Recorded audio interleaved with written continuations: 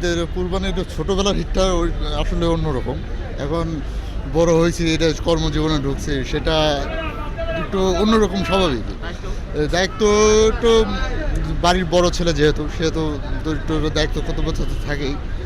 এটা দিন শেষে যে এই সময় এখনই যে বাড়ি যেতে পারতেছি, বাবা মা ওয়াইফের সাথে ঈদ পালন করব, এটাই একটা শান্তি। এডুকেশন পারপাসে হচ্ছে আমরা মানে ঢাকায় চলে আসার পরে এখানেও ঈদ মানে কালারফুল না।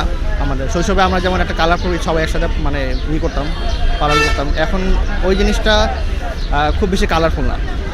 আর এখানে তো একটা মেকানিস্টিক লাইফ আছে, এইসব বেসিক্যালি দেখা যায় যে ওইখানে গেলে সবাই একসাথে মানে আত্মীয় স্বজন সবাই একসাথে মানে ঈদের অন্য একটা এক্সটেন্ট থাকতো, অন্য একটা মাত্রা থাকতো উদযাপনের। আসলে ছোটোবেলার মানে আনন্দটা একটু অন্যরকম। যখন আমরা বড় হই আমরা সংসার করি তখনকার ঈদটা আবার আলাদা, তখন অনেক দায়িত্ব থাকে, সেই দায়িত্ব পালন করতে হয়।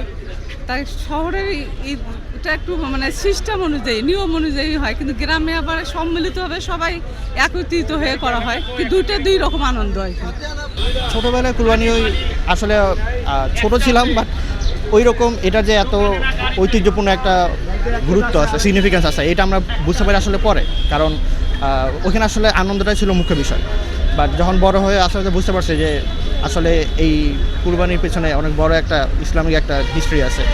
সো ওই বোঝাটা বা ওই ট্রানজিশনটা হচ্ছে আমার জন্য অনেক বড় একটা রোল প্লে করছে।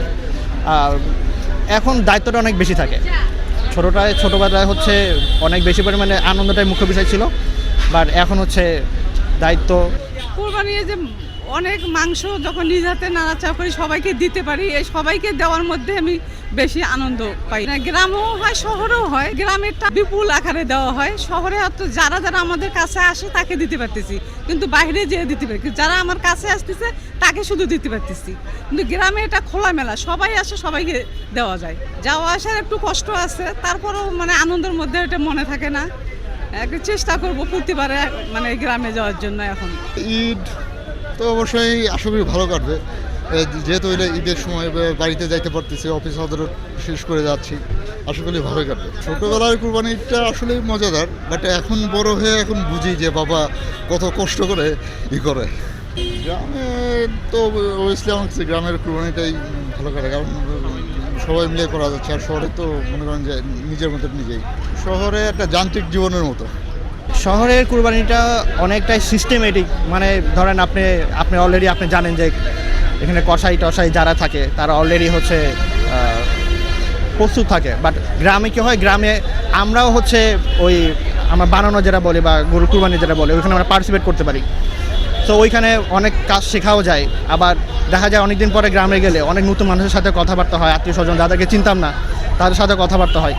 তো ওইটা বেশি আমার কাছে মনে হয়েছে যে মানে আত্মার দিক থেকে ওইটা বেশি কাছে, গ্রামেরটা বেশি কাছে। শহরে হচ্ছে জাস্ট এমন হয়েছে যে এটা একটা অব্লিগেটরি বিষয়, এটা আমাদের করতেই হবে। সো জাস্ট একটা চেকলিস্ট ফিল আপ করার জন্য হয়তো আমাদের মানে শহরে জিনিসটা করা লাগে এইরকম। কুরবানি ঈদে আসলে অনেক বেশি মানুষের মানে সমাগম হয় গ্রামের বাড়িতে। তো আমার কাছে কুরবানিটা একটু বেশি ভালো লাগে।